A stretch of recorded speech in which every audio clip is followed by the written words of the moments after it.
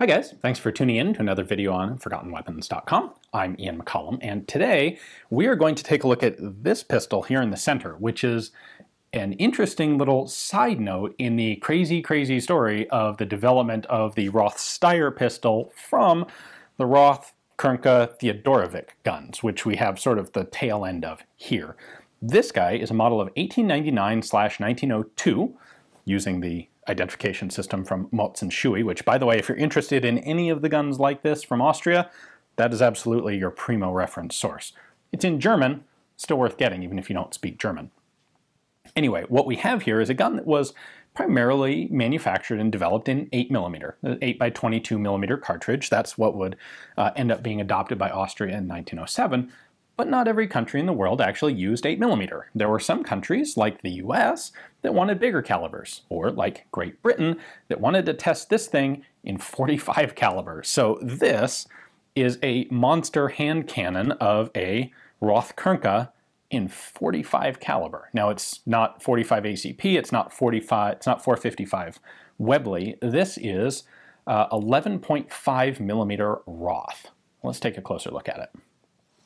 I think we can get a really good idea of sort of the transitional nature of this 1899/1902 Roth-Krnka by putting it in comparison with the Krnka Theodorovic that came before it and the Roth-Steyr that was ultimately adopted. So if you look at this, you'll see that it's got the exact same front end as the standard Roth-Steyr, but it's got the back end of the Krnka Theodorovic type system. So specifically in that we have a hammer here where the Roth-Steyr has gone to striker fired. So there's our front end similarity. Obviously, everything's the same. They've gone to a fully shrouded barrel with a barrel bushing at the front sight up there, while the back end is still extremely similar to the early Theodorovic type, with a hammer, a decocker. Both of these, whether striker or hammer fired, are double action guns, but with the hammer they can actually be cocked for single action as well. So if we take a look at the controls here, we have a rebounding hammer, namely it sits here in double action mode. When I pull the trigger through, it's going to cock the hammer the rest of the way, drop it to fire, and then when I release the trigger, the hammer rebounds back to here as a safety so that it's not resting on the firing pin, and if you hit the back of the hammer, it's not going to accidentally fire. Now I can also manually cock it. You can see that that brings the trigger back. We now have a lighter, nicer single action trigger pull for more precise shooting should I want it. And if I want to get rid of that and go back to double action mode, I've got this control button here, which I'm going to pull down, and that'll snap the hammer back to its double action position. We have a couple controls on this side. This one is our cartridge release. So this gun does not have a detachable magazine. It has an internal magazine that is fed by stripper clip. This is the stripper clip from the 8mm gun, which holds 10 rounds. They use the same basic design, just scaled up for .45 caliber. And this version held 7 rounds of .45, so you would put your stripper clip in there, strip your 7 rounds in. If you wanted to unload the ammunition, because there is no way to take anything out the bottom of the gun, instead, the feed lip on the left side there can actually be depressed in using this lever.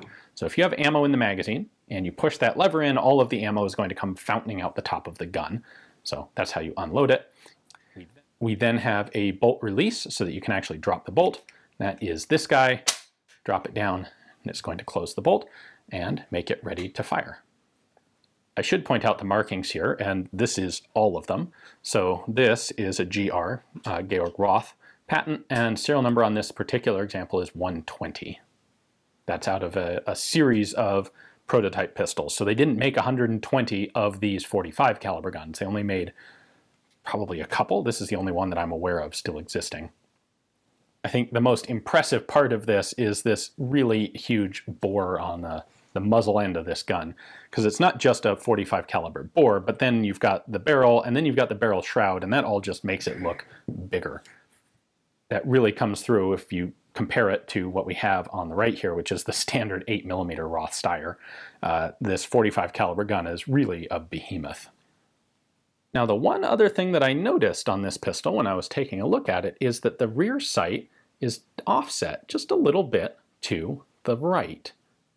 The front sight is not. The front sight is exactly centered over the bore. And yet, it's pretty clear from our sight picture that the rear sight is offset to one side. And I was thinking about, why would that be? And I came up with really only one hypothetical answer. And that answer is based on the theory that this gun would be intended to be fired one-handed, just because that's how things were done around the turn of the century, and it would be fired right-handed, because that's definitely how things were done. Now, this is firing a bullet that's a 12.83 gram bullet traveling at just over 200 meters per second. That's basically 200 grains going at about 665 feet per second. That's a relatively heavy, slow bullet, which means it's entirely possible, especially when you consider the bore axis offset, how high this is over your grip, that this gun is going to start recoiling while the bullet is still in the barrel. And if you're shooting it right-handed, it's going to recoil up and to the left, which I think there's a decent chance that that's going to mean that a lot of people are going to be shooting to the left, or they're going to be hitting to the left, because if they take a perfect sight picture with perfectly centered sights, that's great. Pull the trigger, the sights are on. However, the gun's going to start moving while the bullet's still in the bore. And by the time the bullet has left, which is what actually determines where it's going to hit, the gun will have offset to the left just a little bit. And the way you solve that is by moving your rear sight to the right. And so I wonder if Roth and his testing guys came to the conclusion that it was too hard or too unpredictable to try and explain this to testing commissions, and instead decided to just physically offset the rear notch to accommodate it. So they didn't have to explain anything to anyone. They just said, you know, line up a perfect sight picture and you'll hit the bullseye. I don't know if that's actually the case. Of course, there's like basically no ammunition of this sort available, and this is the only gun, and there's no way that the owner is going to let me take it out and actually shoot it to test this theory. So it will have to remain a theory. But I find that offset rear notch a very intriguing element of what is really a very interesting gun overall. Just as a side note, to touch on the American development, this of course was like 1902 pattern. The Roth-Steyr was adopted by Austria in 1907, and so they pretty much had the design finalized at that point. The US didn't test it until 1911, and as far as I know, there's no surviving example of the US test pistol, which was interestingly in a 10.3 millimeter cartridge, and it was tested at Springfield and did atrociously badly.